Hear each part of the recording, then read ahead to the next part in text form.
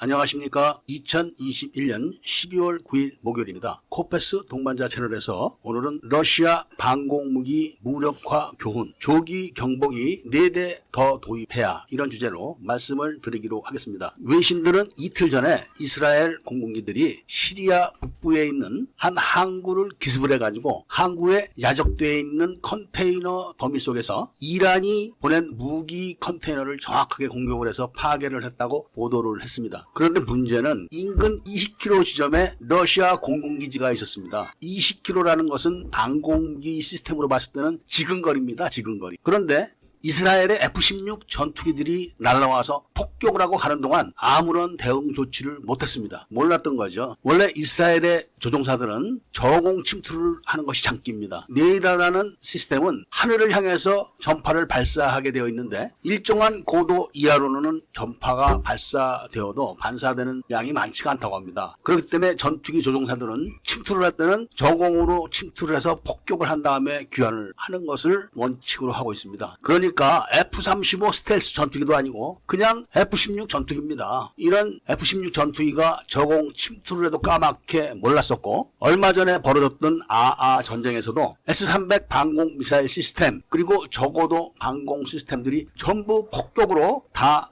사라져 버렸었습니다. 그렇다고 러시아의 방공무기가 허접하냐? 그것은 아닙니다. 레이더의 사각지역으로 침투를 한다는 것은 레이더가 탐지를 할 수 없다는 걸 의미를 하는 겁니다. 우리나라도 과거에 이웅평 강군 공군 조종사가 귀순을 했을 때 저공으로 서해를 날아와서 한국으로 들어왔습니다. 그런데 이웅평 조종사가 폭격을 하러 온 곳이 아니기 때문에 곧 상승을 해가지고 레이더에 포착되면서 날개를 흔들어가지고 이게 귀순한 비행기다, 이런 걸 알았다고 합니다. 그때는 민방위 훈련을 자주 할 때였었기 때문에 갑자기 사이렌이 울리고 공습 경보가 발령되면서 국민 여러분, 지금 이 방송은 연습이 아니라 실제 상황입니다. 실제 상황입니다. 이렇게 반복을 하면서 이야기를 하고, 지금 경인 지역이 공습 중에 있습니다, 이렇게 방송을 했었습니다. 그 방송을 듣는 그 순간은 전부 다 큰 혼란 속에 빠졌었지만 얼마 후에 이웅평의 귀순 사실이 방송이 되면서 잠잠해졌지만 우리나라라고 저공 기습 침투를 금방 알아낼 수는 없습니다. 우리나라는 지금 4대의 조기 경보기를 운영하고 있는데, 말은 4대지만 한 대는 항상 비상 대기를 해야 되고 한 대는 정비를 해야 되고 2대가 교대로 경계를 합니다. 그런데 이 2대 가지고 우리나라의 영공을 다 커버하기는 부족합니다. 그러니까 북한이나 중국이 우리나라를 공습을 한다고 했을 때는 이 조기 경보기가 목표 지점에서 멀리 있을 때, 그러니까 탐지를 하기가 어려운 시간대에 기습을 할 수가 있는 겁니다. 그렇기 때문에 지금 우리나라 공군에서는 조기 경보기 2대를 더 확보를 해야 된다, 이렇게 이야기를 하고 있지만 2대 가지고는 부족하다, 이런 여론이 더 많습니다. 기왕에 하는 거 2대 더 도입을 해서 모두 8대의 조기 경보기를 운영을 해야지만 우리나라의 영공을 수호하는 경계를 나름대로 할 수가 있다, 이렇게 여론들이 지금 비등하고 있는 겁니다. 이런 시기에 이스라엘이 또 한 번 F-16 전투기를 동원해가지고 러시아의 공군기지 옆에, 그 옆에 있는 컨테이너 더미들 속에서 이란의 무기가 탑재되어 있는 컨테이너를 정확하게 골라서 폭격을 하고 사라져버린 겁니다. 기억을 하시고 계실지는 잘 모르겠는데 얼마 전에 청와대 인근에다가 패트리어트 방공 미사일 포대를 배치를 했었습니다. 그런데 이런 방어 조치를 했었어도 저공 침투를 해서 폭격을 하게 되면은 속수무책이 될 수가 있는 겁니다. 우리나라는 북한과 달리 굉장히 많은 전략적 목표가 있습니다. 이것은 상시적으로 폭격을 당할 우려가 높다, 이런 이야기입니다. 그러니까 어떤 지정이 되었던 간에 기왕에 공군에서 조기 경보기를 2대 도입을 한다고 하는 걸 기왕이면 2대 더 늘려서 4대를 해라, 이렇게 요구를 하고 있는 거. 현재 북한에 무슨 전투기가 있다고 그러느냐, 중국제 전투기가 무슨 성능이 높다고 그러느냐, 이렇게 이야기하실 분들도 계시겠지만 일단 기습에 투입되는 전투기들은 다 정비를 제대로 끝낸 그런 상태들이라 얼마든지 기습이 가능합니다. 그리고 조기 경보기가 경계를 더 철저하게 할 수 있다면 전투기의 기습뿐이 아니라 적의 저공 침투 미사일들도 다 찾아낼 수가 있고 막을 수가 있는 겁니다. 우리나라의